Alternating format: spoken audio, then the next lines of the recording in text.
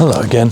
So today, for something different, one of my favourites, let's go gathering sticks. But just before we do, let's have a quick look at the bits of kit I take with me. First is this long thin rope. It's my neighbour, so it's about 4 times stronger than a normal nylon rope. And that's got a specific job, which we'll come to. Secondly, I take a short rope. That's got another job. Surprisingly, I take a ring spanner. Saves a lot of time. Fairly obviously a small handsaw. And lastly, sometimes I take a bungee, but mostly I use that when I get home. Anyway, right, to the woods. And just quickly, I want to be clear before we go out. When I'm foraging for sticks, I'm not looking for this. I picked these up off the lawn a few minutes ago, so fine, but I'm not looking for little tiny handfuls. I'm looking for this.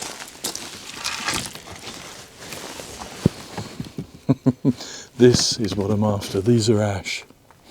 Anyway, let's get going. I've got 6 or 7 favourites, and we're walking through my favourite of all of them, which is beech. Absolutely brilliant kindling. It's been really windy lately, so I'm hoping a quick look in this wood and we'll find a good lot of sticks that have come down recently, and that's really important. In fact, we'll go this way. You don't want sticks that have laid on the ground for ages and got rot, because the different things you're wanting, you want a good hard stick, possibly with the bark off, like this one here.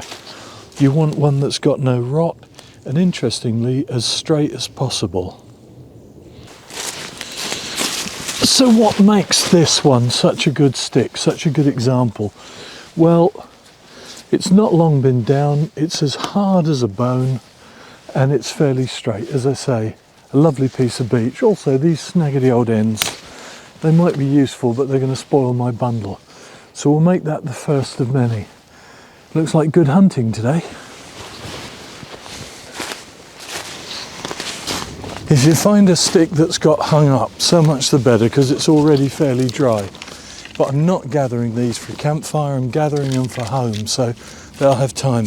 But this is an absolute beauty. I'll have to shorten this one. Lovely. Ooh, look at that beauty. We'll come back for that. That's just wonderful.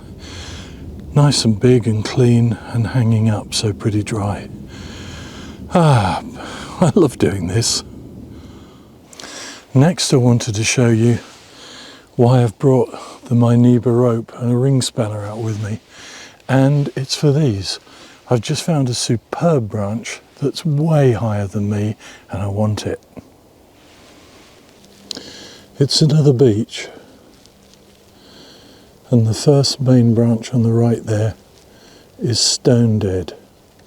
Absolutely glorious. Now, this is a camping trick, and I used to do this a lot if I went camping in areas with a lot of other people, because all the firewood on or near the ground was taken, but the high stuff wasn't, so the rope and spanner works really well. A quick word on knots again.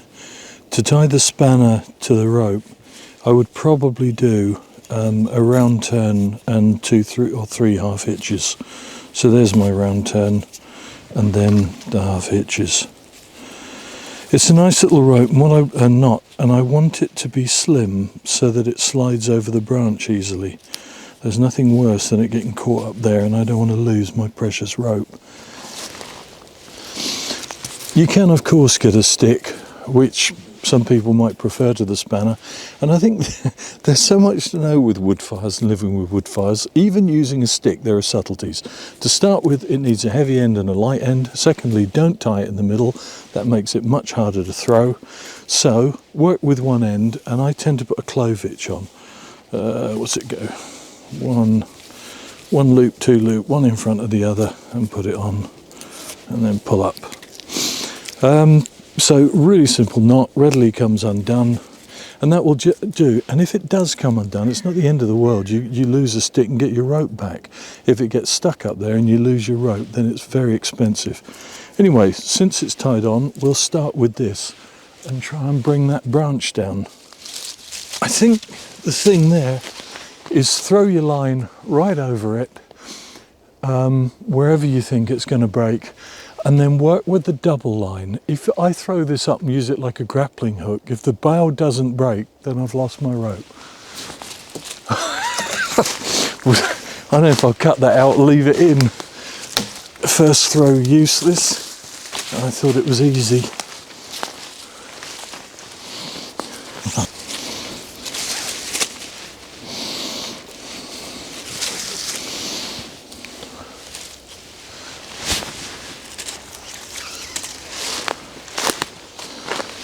And now obviously get fairly well out the way. My first aid kit's a long way away.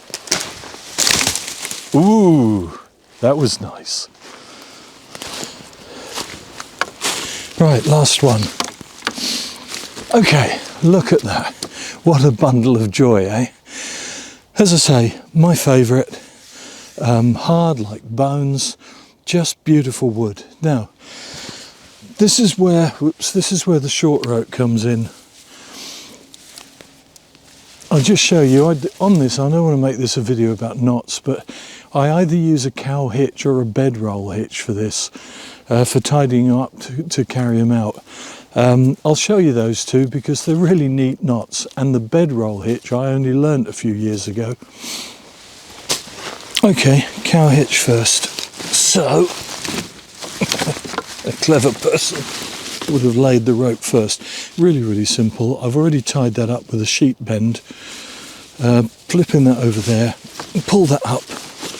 And what I like about that is the utter simplicity. My shoulder then tucks in there, and that's good, and the bundle stays endlessly tight. So let's have a look at this bedroll hitch. Get your two ends the same length, and a loop. This is the clever bit. Bend that over and then bend it round. So you've got that, and then that bit goes that way, whoops, and that bit goes that way. Come on, hands are cold. And then tighten that up. Now that is a little beauty as well. There's a bit more grip than a cow hitch. Shoulder goes in there, but that hitch will keep your bundle nice and tight as you're getting it out of the wood. Lovely knot, my new favourite. Right, let's get these home. Obviously important that the knot is roughly in the middle.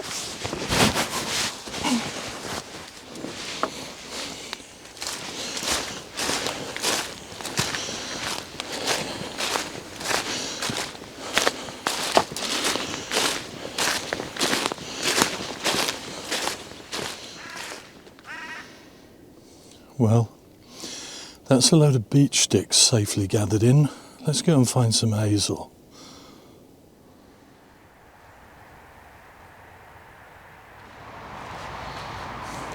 So, as we walk down this lovely old green lane, I thought in a way it's worth an introduction to this whole stick gathering video. And that is, firstly, why? Why bother? I've got loads of logs in the shed, but they're good logs, and actually I would like to save them. I don't want to split them up into kindling. Secondly, sticks make great kindling, but and they save a bit of money, I guess, for people who buy kindling. But all things considered, my love of doing this boils down to one simple thing: I enjoy it. This is great. I'm out in the woods. We're going to get my second load of kindling sticks. It's keeping me fit. I don't know, mindfulness seems to be such a big deal nowadays. And going out into the woods foraging, whether it's for nuts, berries, fungi or sticks, I think it's all really good for the soul. I've just spotted a children's den over there. It's made of beech sticks, but I'm going to leave it for it because it would be really cruel to go and steal all their sticks now. Anyway, I'm also really pleased to find that children still come out in these woods and play and make dens as I did when I was a boy. I've just talked about why I go, and actually there is another one. It keeps me fit. This tripod is really heavy, leave alone the sticks. Anyway, the next thing I wanted to say was, what am I actually looking for? I've named the species: beech, hawthorn, hazel, I don't know, the maples. There are lots of lovely ones. But what I'm looking for in essence is two things. I want straight sticks because they bundle well. I want dense sticks because there's more heat energy in them, and I want no rot. And when you're collecting dead sticks, that's an issue, but I don't want rot because they'll be pulpy and an awful lot of the heat energy will be already gone.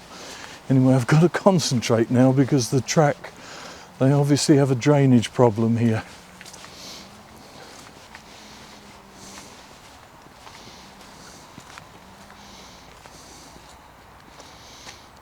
Much as it would be fun on the video for me to fall in, I'm going to turn off and concentrate now. Actually, I'm focusing a lot on what I do want. Let's just have a minute on what I don't want. And these pines are one of the first. Obviously, pine makes good kindling, but I really don't want to walk all the way. I know it's only a few minutes, but I don't want to walk all the way down here and then pick a very small bundle of very short snags, which are probably all slightly rotten anyway. There must be millions of little dead snags going up the trunks of these Corsican pine. Actually, the odd one is Scots pine. But anyway, there just wouldn't be enough reward for all the effort, so I'm not going to bother. Oops, some people coming. Having just looked at the pine, let's have a look at that one. There's an oak. Lots of deadwood on it. We'll go in and look at that. And behind it is an absolute thicket of birch. And in fact, we're not out of our way because the hazel I want is somewhere behind that. Look at this, big chunks of deadwood everywhere. This branch here. But I tell you, it's absolutely useless for kindling. That will be very damp, covered in bark so it won't dry very quick, and just rotten. Because it's mostly sapwood, and the sapwood does rot really quickly. Anyway, oak, brilliant firewood from logs, pretty rotten kindling from sticks. And here's the birch. Absolutely beautiful. I do love birch. And I like the logs as firewood, like oak. The logs are really good. But the sticks, if you look at the ground there, it's absolutely covered in fallen sticks. Masses of them, hundreds and hundreds. And they're all absolutely useless for kindling.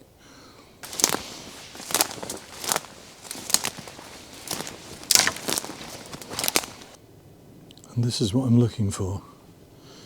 There's a big old pond here, and on the other side of it, a load of ancient hazel started. There are several clumps in this part of the wood. The pond looks pretty wicked. If I was making a horror film, I think I'd come out here and make it. Great. Now, the hazel that we've come all this way to find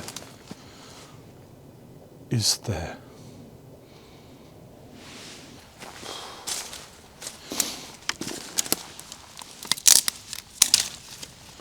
Now, isn't that an absolute beauty?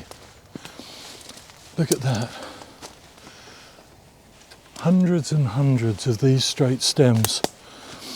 They're called sun shoots or water shoots or something in coppicing. But anyway, they're just great, and they observe those two things I'm looking for. They're really straight, they're dense, and they're not rotten. So let's get a bundle of these. It's quite important to test what's live and what's dead. I don't want to damage any live ones, that's not the aim at all. You can generally pretty quickly tell what's live and what's dead. So I'll get started.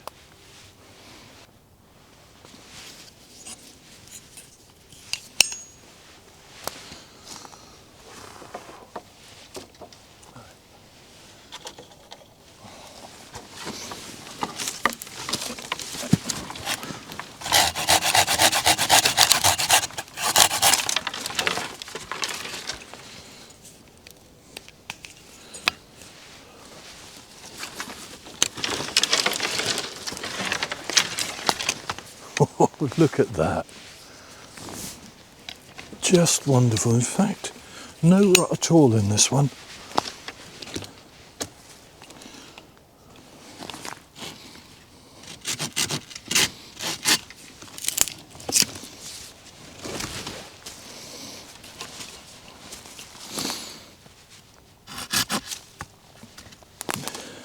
God, my woodman skills have gone to the dogs. Never mind, I'll saw it up when you're not watching.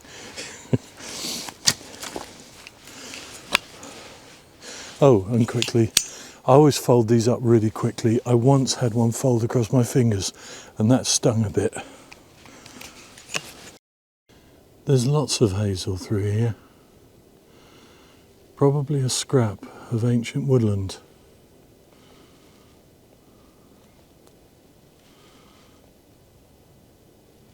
Really quiet, nobody much comes here.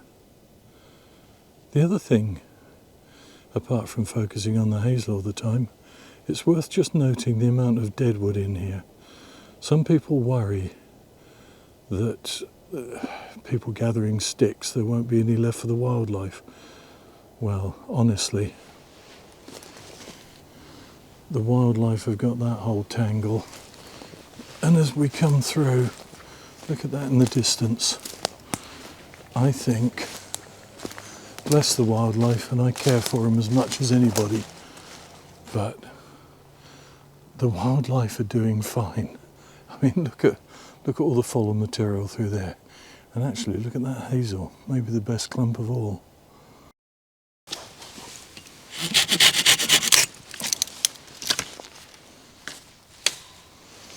Such good value for money, these. Not much time taken to get brilliant sticks. I say beech are my favourite, but I'm beginning to wonder, you know. Maybe it is hazel. And having gone on about all the different ropes and knots, this time I thought we'd do something much simpler. We'll just use a piece of baler twine. The other thing that's important here is I've not been greedy.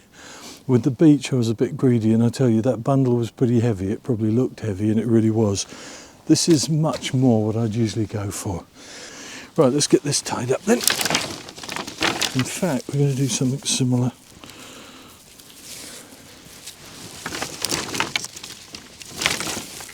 This time we'll do a slippery hitch.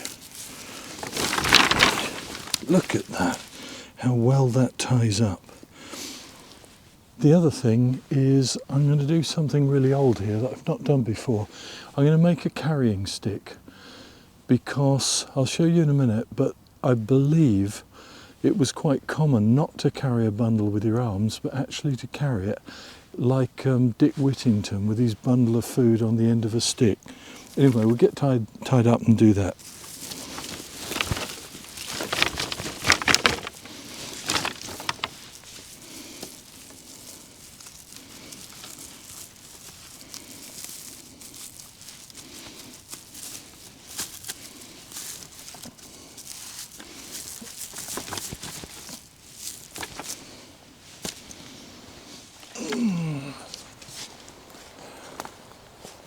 Oops, it's a bit wobbly. The carrying stick I've made is just a fork stabbed through the bundle roughly where it's tied. Anyway, I was camped on an island once for part of the winter, and I met a lovely family, a couple and children, Jim and his family, Anyway, he told me the story of how his grandfather, Gypsy Jim, used to gather sticks. And he sent me a photo. And I thought, what fun to copy this old man who obviously knew an awful lot about sticks.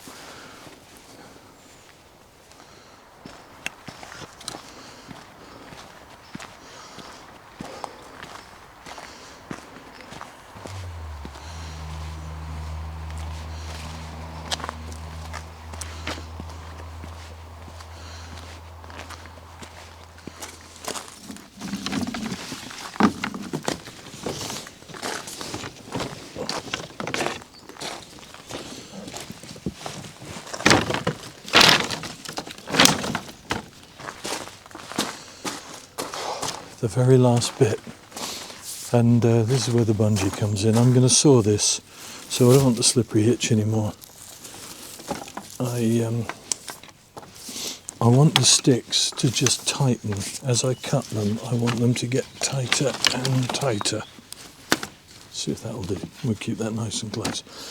So finally, after all that effort and tradition, we're going to get very modern, and this is what it's all about. We'll make hundreds of kindling sticks. Thanks for watching.